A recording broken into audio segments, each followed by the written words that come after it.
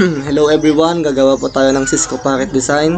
As a final requirement sa aming subject, gagawin natin ngayon ang problem number 2. Ang problem number 2 ay kailangan may dalawang PC sa bawat room at may kanya-kanya silang switch. Dalawang 2811 na router at isang PT router ang gagamitin. Based sa problem ay may 10 room, kaya simulan na natin. Una, maglagay muna tayo ng 2811 na router, dalawa. Tapos isang PT router sa taas, dahil dito magko-connect yung dalawang 2811 na router. Tapos maglagay lang tayo ng switches dito para sa ating design. Tagli-limang switch kasi yun. Tapos limang PT switch lang dito.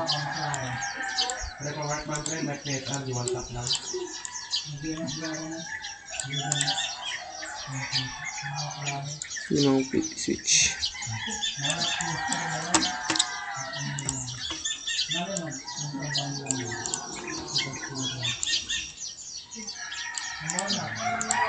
Delete na lang muna natin to.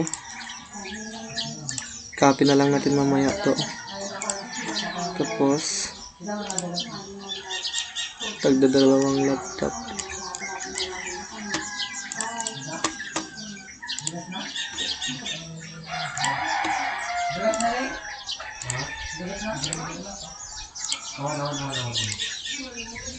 Lagi bata na kami magkakasado, magkakasado ni.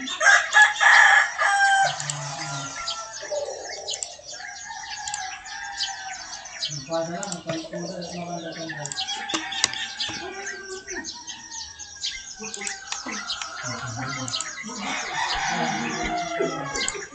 Tapos para makakonect tayo dito, kailangan natin i-off to. Tapos ilagay yung WICT2T dito. Tapos on mo ulit. Tapos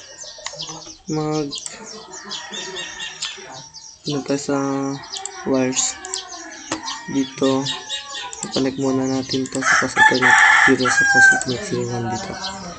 Para mapag-connect ang mga switches, kailangan natin gumamit ng crossover na wire. Connect-connectan muna natin to para madali tayo mamaya.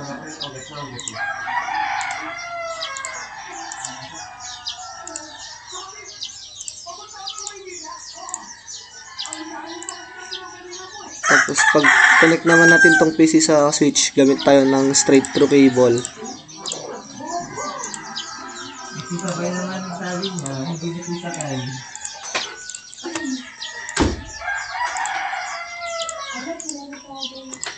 Tagdadalawa sa switch. Tagdadalawang PC sa switch sa tagi-isang switch. Straight through cable lang ang gagamitin para may connect.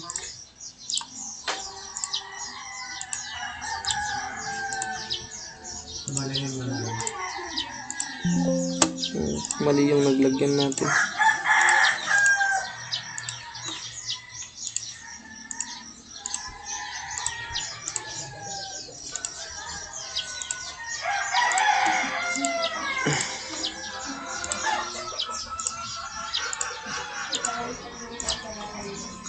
Tapos i-copy na lang natin to para di tayo mahirapan.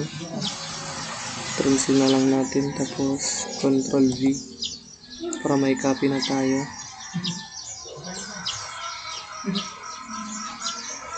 Ito yung design natin. Tapos palitan na lang natin to para magkaiba sila ng design. Yun natin ilagay.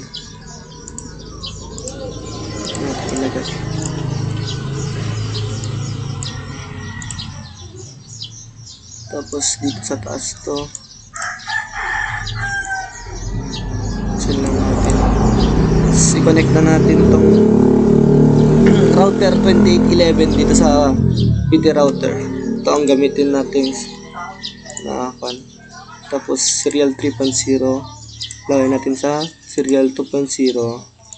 Tapos ito naman serial 3.0, tapos ilagay natin sa serial 3.1. Tapos maglagay na tayo ng IP address dito sa PC. Try muna natin dito sa PC0 ng 192.168.10.2. Control A lang natin yan, tapos Control C para ilagay natin yung gateway na 0.1. Tapos dito na tayo sa router 2811 na router 0. Ilagay natin yung default gateway ng mga PC dito na 0.1. Tapos on natin. Tapos dito natin ilagay yung serial ng router 0 na 10.0.0.1. Ito on na 10.0.0.1. Tapos on natin. Ganun din ang gagawin natin dito sa kabila. Itong PC 1.1 dito, maglagay din tayo ng kanyang IP address na 192.168.100.2. Tapos ilagay natin dito sa default gateway niya ang 192.168.100.1 ang default gateway niya. Copy na lang natin yan. Tapos ilagay natin siya sa router 0.1. router 2811 to. So ilagay natin dito yung ilagay natin sa PC kanina na IP address. Ilagay natin dito yung default gateway. Tapos dito tayo maglagay sa serial 3/1 yung serial niya 20.0.0.1. Tapos on natin. Tapos kukonect na natin dito yung dalawang router. Yung router 0 dito ilagay natin dito sa serial 2/0 yung 10.0.0.2 na to kasi nagamit na natin yung .1. Saka natin ilagay sa 2 million na yung duplex niya. Saka natin i-on. Tapos dito naman yung router 1 2811 yung kanyang serial 20.0.0.2 na kasi nagamit na natin yung .1. Tapos i-on natin, balikan natin yung serial kasi bumabalik sa 1,200. Tapos pag okay na, pag nag-green na sila, ibig sabihin may connection na. Pero kailangan muna natin mag-CLI dito sa router 0 2811. Type exit, then enter, then router EIGRP ang gagamitin 1. Tapos enter natin. Saka natin in-network yung serial ng router 0 dito sa CLI. Yung 10.0.0.0 0 na, magiging 0 na kasi EIGRP. Tapos yung kanyang wildcard na 0.255.255.255. Enter. Tapos in-network natin yung IP address ng PC na 192.168.10.0. Saka natin ilagay yung wildcard yan 0.0.0.255. Tapos enter natin. Pagtapos na yan, exit na natin to. Tapos ganun din ang gagawin natin dito sa kabilang router na 2811 router 1. Mag CLI na rin tayo. Ganun din ang gagawin. Type exit. Tapos router EIGRP 1 din ulit. Then network na natin yung serial niya. Network 20.0.0.0. Tapos yung wildcard niya 0.255.255.255. Then enter. Saka natin i-network yung kanyang yung IP address ng PC na nakakabit sa kanya na 192.168.100.0. Tapos yung wildcard na 0.0.0.255. Saka natin i-enter. Tapos type exit. Tapos yan, dito na tayo sa router PT router. Dito na tayo magsi-CLI.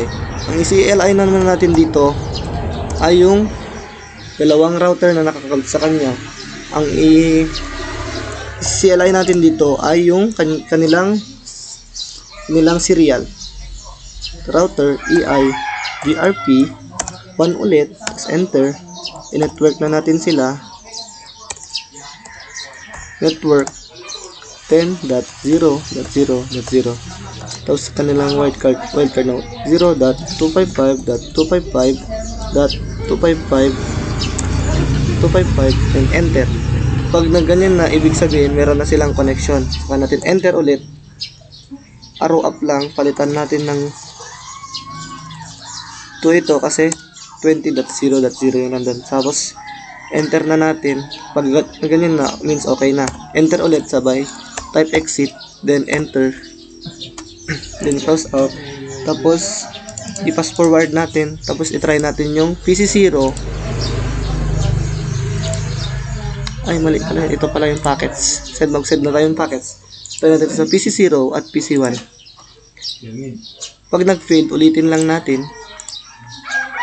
Ay, dito pala yung nilagyan ko. Dito pala, oh. Oh, successful na siya. Ulitin natin. Successful na siya.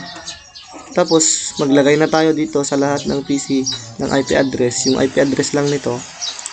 I-copy natin. Tapos, lagay na natin sa magkabilang PC. Control V. .3 na to. Ito, yung kanyang default gateway .1. Dito din maglagay din tayo ng IP address. Ganun din lahat ng gagawin. .4. .1 ulit itong gateway. Dito rin sa kabila. Lahat ganito lang gagawin. Ulit-ulitin lang.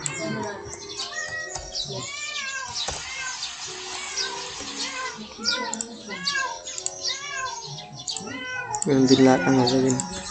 Dito. 6. Huwag kakalimutan ang default gateway na .1.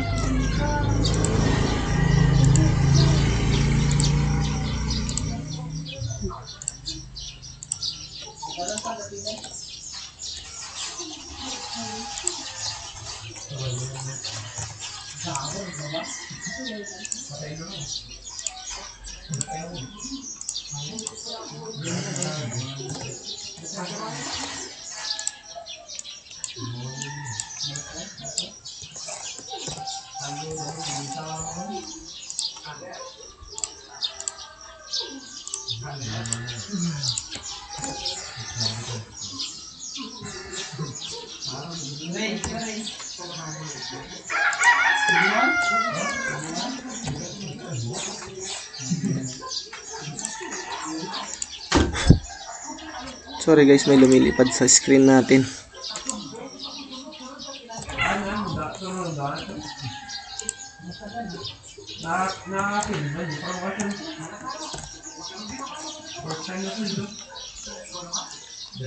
Tapos, ganun din ang gagawin natin dito sa kabila. Yung kanyang control C na lang natin yan. Ilagay natin dito. Parang ganun din yung ginawa natin sa kabila kanina.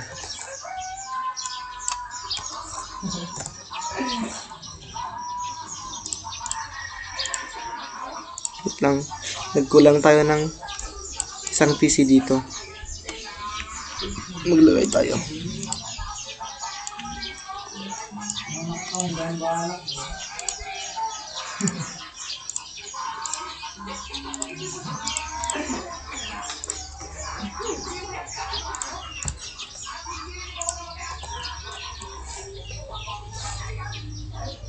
Por pala.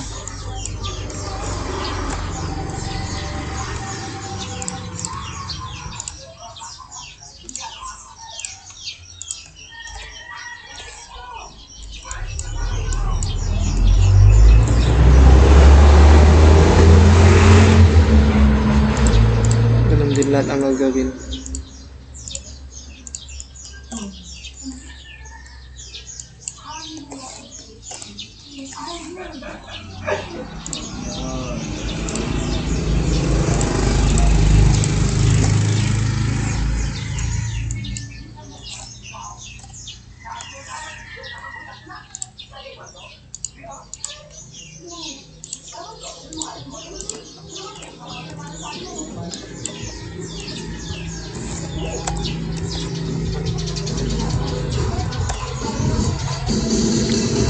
Pasensya na guys kasi inumaga na ako.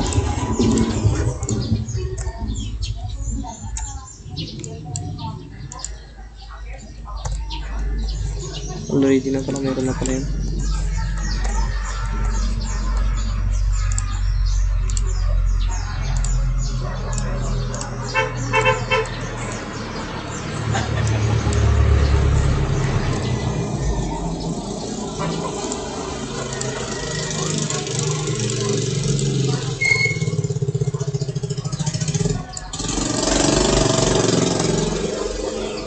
Pag natapos mo na yan, fast forward natin.